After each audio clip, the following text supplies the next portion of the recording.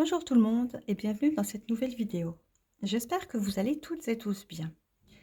Alors comme vous l'avez vu en titre, comme je l'avais annoncé dans la vidéo précédente et comme chaque fin de mois, enfin quand je dis fin de mois, des fois c'est début de mois, des fois c'est fin de mois, mais enfin c'est la fin de mon mois budgétaire on va dire. Je viens faire le budget pour le mois suivant et donc là on se retrouve pour faire le budget du mois d'octobre dans mon cahier que j'avais acheté à Action, que j'avais payé pas cher du tout et qui me suit depuis 2 ans maintenant. Enfin quasiment 2 ans, je ne sais plus exactement quand c'était. Comme je vous l'ai dit dans la précédente vidéo, je vais peut-être, non pas dans la précédente vidéo, non, il y a 2 vidéos, enfin jeudi, le jeudi dernier. Je vais peut-être bientôt organiser un concours justement pour les 2 ans de ma chaîne YouTube. Donc pour l'instant, ça travaille dans ma tête et dès que je sais comment, concrétiser ça, eh bien, on sera parti. Ça sera tout bon et je vous referai un concours. Voilà, donc on attaque tout de suite, eh bien, comme je vous l'ai dit, le budget pour mon mois d'octobre.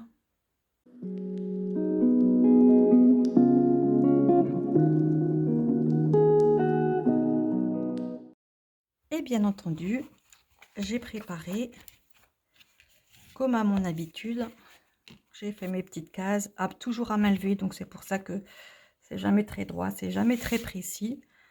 Voilà. Donc on va partir comme d'habitude, on va noter les sous de la CAF. Eh bien figurez-vous que j'ai droit au RSA. J'ai pas énorme, j'ai moins de 100 € de toute façon, mais ça me fait 710 € de la CAF et on est à 479 de la Sécu. Donc bien entendu, je ne sors plus d'argent sur mon livret. D'ailleurs, il commence à y en rester plus beaucoup. Après, il s'était prévu pour ça, mais voilà. Je préfère garder le peu qui reste. On ne sait jamais s'il m'arrive encore de nouveau une tuile. Ce qui me fait un total de 1189 €. C'est ça, voilà. Ensuite, les charges fixes. Alors, j'ai les frais bancaires qui sont toujours à 1 €. D'ailleurs, je suis chez Boursorama. Il y a toujours des super offres pour ouvrir un compte, pour faire une mobilité bancaire, pour ouvrir des comptes pour les enfants, pour ouvrir un livret. Si vous voulez plus d'informations, j'avais fait une vidéo sur les astuces pour gagner de l'argent, mais n'hésitez pas à m'envoyer un mail et puis je me ferai un plaisir de vous expliquer parce que il y a vraiment zéro contrainte et puis c'est que du bénéfice. Voilà, donc, et bon, moi ça fait plusieurs années que je suis chez eux et franchement, j'en suis absolument très contente. Voilà, donc ceci étant dit, j'ai également mes 100 € pour l'électricité. J'ai 66 € pour mes assurances maison plus voiture. Je suis à 39 € pour les portables. Internet a augmenté il y a quelques mois, donc c'est plus 26, c'est 28 €. Netflix, on est à 20 € et 60, ce qui fait 2 fois 30 pour mes enfants. Pourquoi je le mets là? C'est pas la peine puisqu'en fait je vais le mettre là, ce qui me fait un total de 314 €. Ensuite en épargne, eh bien en épargne, je mets toujours les 100 € sur mon livret A. D'ailleurs, je pourrais le renommer livret A ici. Et puis on va voir ce qui me reste du coup pour mes épargnes. Donc A moins B moins C, ce qui fait 1189 moins 314 moins 100 pour l'instant. Alors, 1189. En fait, j'ai tellement la flemme de calculer, parce que bien entendu, je pourrais très bien faire ça de tête, mais comme j'ai la petite calculatrice, eh bien, on fait ça à la petite calculatrice, et j'ai mis plus au lieu de mettre moins. Donc, on recommence.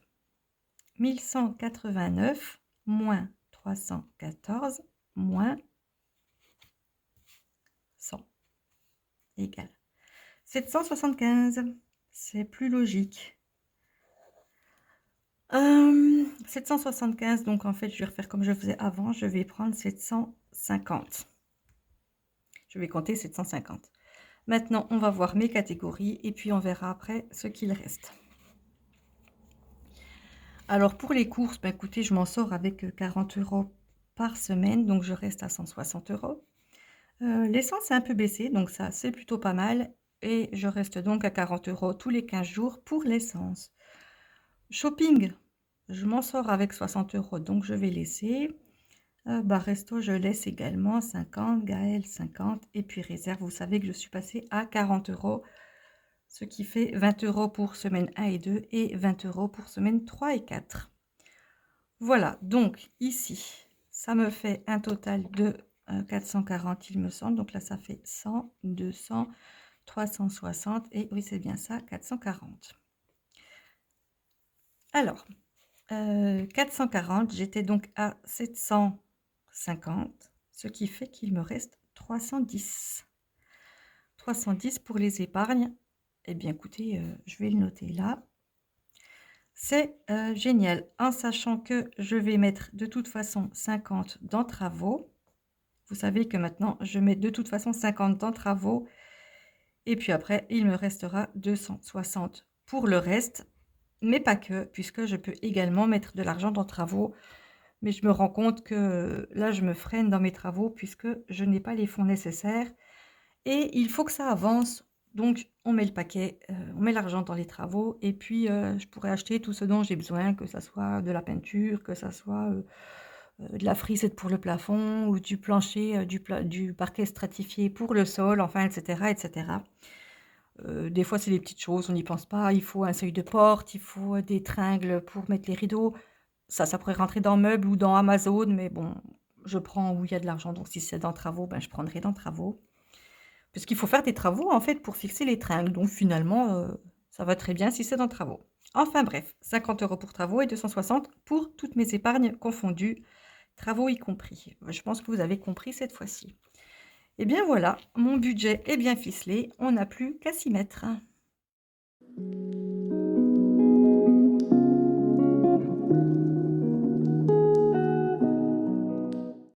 Et bien entendu, je m'y mettrai, ça sera à partir de la semaine prochaine.